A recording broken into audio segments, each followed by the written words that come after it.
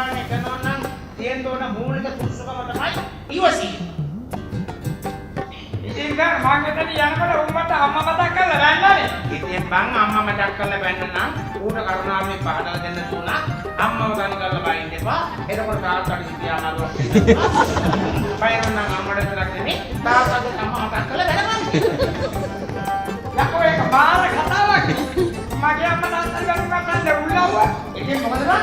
දැන් බලන්න මට. මට කොච්චර මිනිස්සු අවලාද කියලා බයිනවා. මං ගණන් ගන්නවද? නෑ ඉවසනවා. ඉවසන්න නවත් බයිනවා. ඉවසනවා බං ඉවසනවා. නවත් බයිනවා. තේරෙන්නේ නැද්ද මං සිංහලෙන් කිව්වහම ඉවසනවා. හරි නෑ. ඉවසන්න. පස්සේ මෙලෝ බයිනවා. ඉවසනවා. දැන් පස්සේ යනවා නම් ඉවසෙන්න කොහොමද?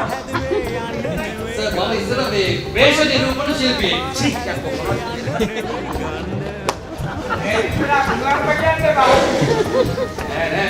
මේකත් පාලිස් මේක. හරි මොකද නම් වියන්ව ඇදුවා දැන් ජනතාව වන්දනවා නේද? නෑ සර්. මේ සර්ලගේ ඔක්කොම කඩුව ගහන්න හීන කීවත් හිතන්නේ. කටේම තියෙන මොසන්දාව නම් කළා. මගෝනි නම් කළා ගත්තා. නැවත ගමේ අවුරුදු 5ක වෙන්න ඊළඟ ওই මාස 5. ඒ ගානකට අවුරුදු 5ක පඩි ගත්තානේ. පඩි ගත්තා? ඔව්. මම පඩි ගත්තා. ඔව් සර් පඩි ගත්තා. පාඩියට අතවත් තිබ්බේ නෑ ඕයි ඒක බැංකුවේ. එතකොට සර් මේ ළමයින්ට ඉන්නේ ළමයින්ව පිටරට යවි වාහන ගත්තේ ඉඩකඩම් ගත්තේ දීමනා සුළු දීමනාවලි. හරි 5% 5% ඒ ඉස්සර ඊආන්දි වැරදියක් ඉවරදි කළා. දැන් අපි උගා දිනුනොයි 40% 50% ඉඳලා 60 70 වෙනවලු තියෙනවා. මගේ අම්මෝගේ රට විනාශයිනේ. ඉතින් මොකද? අපි හැදෙන්න එපා බකට හැදෙන්න. ක්‍රිකටර් කේස් එකට ආණ්ඩුවේ ප්‍රබල කෙනෙක් සම්බන්ධ.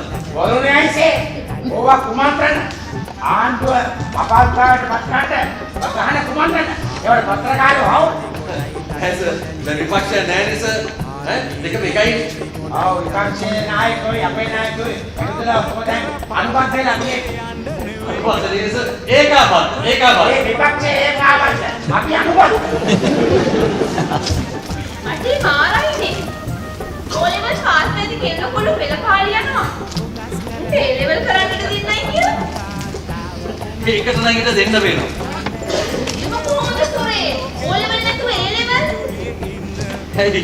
ඡන්දෙත් පෙරදිලා පාර්ලිමේන්තුවට ගිහිල්ලා ඇමතිකමක් කරන්න පුළුවන් නම් ඕ ලෙවල් ෆේල් උනේ උන්ට ඒ ලෙවල් කරන්න දෙන්න බැරි කමක් නැහැ. ඒකත් ඇත්තනේ. මෙතුමා සර් ඔයද දන්නේ කොයිලෙත් සර් මොකද සර් ඒ තම්පි කොයිලෙත් නෝකද මම නම් යන්නේ සර් අනේ සර් මෙතන කියන්නේ පස්ස. සර් ඒක තමයි පෙන්නන්නට ආන්නේ.